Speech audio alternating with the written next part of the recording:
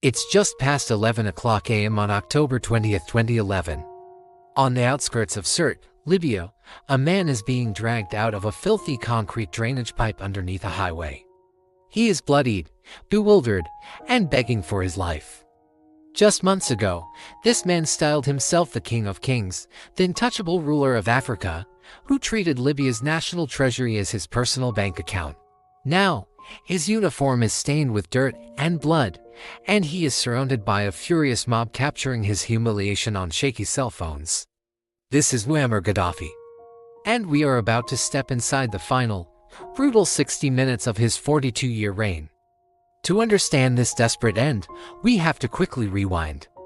For over 4 decades, Gaddafi ruled Libya with bizarre, absolute authority. He was a dictator known for his female bodyguards, his Bedouin tents pitched in foreign capitals, and his ruthless suppression of dissent.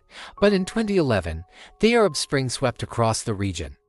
Libya exploded into civil war. By August, the capital, Tripoli, fell to rebel forces known as the NTC. Aided by massive NATO air power, Gaddafi vanished. He became the world's most wanted man. He retreated to the only place left for him, his hometown of Sirte on the Mediterranean coast. By mid-October, Sirte was completely surrounded by rebel fighters. Gaddafi, his son Mutassim, and a dwindling group of loyalists were trapped in a tiny pocket of the city called District 2. They were cut off from the world, moving between bombed-out basements, surviving on scraps. The man who once owned golden palaces was now living like a rat in a cage, and the cage was shrinking. The final hour begins around 8 o'clock a.m. on October 20th. Desperation kicks in. Gaddafi knows that if they stay in District 2 another day, they will be overrun or starved out. He decides to break out. They assemble a massive convoy, roughly 75 vehicles, hoping to punch through rebel lines to the south and escape into the desert. They take off at high speed. It's a desperate gamble. And it fails almost immediately, as they are spotted instantly by a US Predator drone watching from above, with French fighter jets already nearby. At around 8:30 a.m., the jets strike the convoy. The road turns into an inferno. Vehicles explode. The convoy is shattered into pieces. Gaddafi survives the initial blasts, but he is wounded in the head and legs by shrapnel. Amid the smoke and chaos, the escape plan is dead. Gaddafi and a handful of his bodyguards abandon their ruined vehicles. They need cover from the airstrikes and the rebel fighters now closing in on foot. They spot 2 large concrete drainage pipes running under the main road. They crawl inside the cramped, dark tunnels, hiding in the filth and construction debris. They are trapped. Rebel fighters on the ground are combing the area, mopping up resistance from the convoy strike. They spot movement near the pipes. A brief, intense firefight breaks out at the entrance.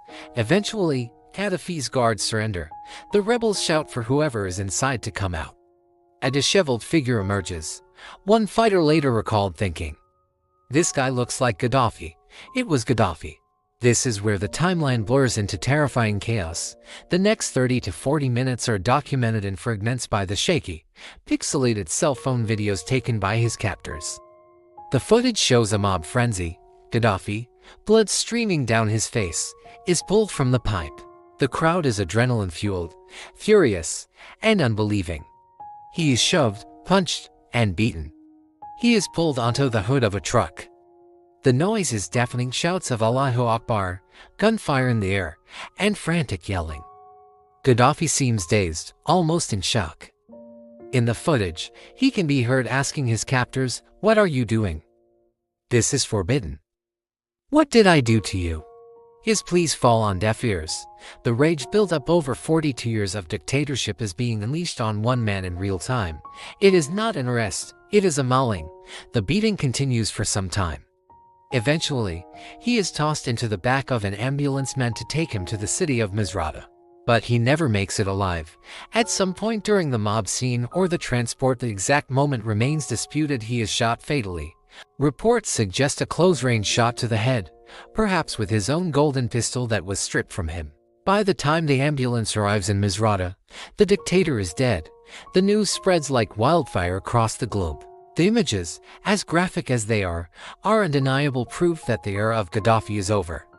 For days, his body was put on public display in a cold storage meat locker, a final grim spectacle for a population that needed to see he was truly gone. The death of Muammar Gaddafi was meant to be the birth of a new Libya. Instead, it became a gruesome spectacle of revenge rather than justice. His final hour wasn't a trial in a courtroom, but a lynching by the roadside. While few mourned the end of his oppressive regime, the brutality of his death foreshadowed the violent chaos and factional fighting that would plague Libya for the next decade. It serves as a stark, bloody reminder that the fall of a dictator is often the easy part. Building what comes next is the true challenge. In the end, the man who lived by the sword died by the mob. Thanks for watching. What are your thoughts on the way Gaddafi's rule ended? Let us know in the comments below. And don't forget to subscribe for more deep dives into history's most critical moments.